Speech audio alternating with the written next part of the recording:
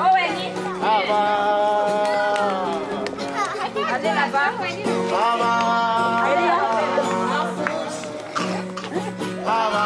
Allez, venez.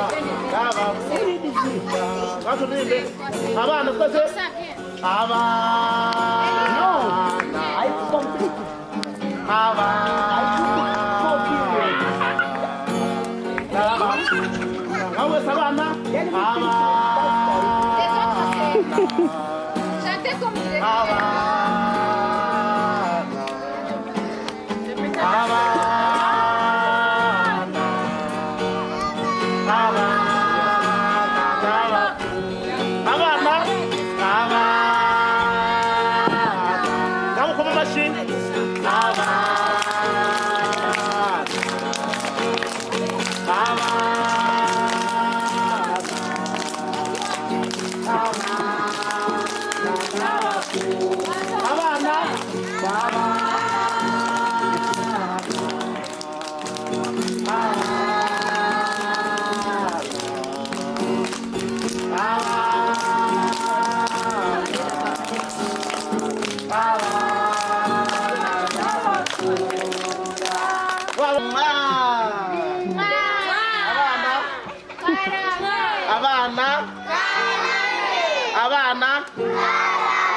Abana wongere bacurangire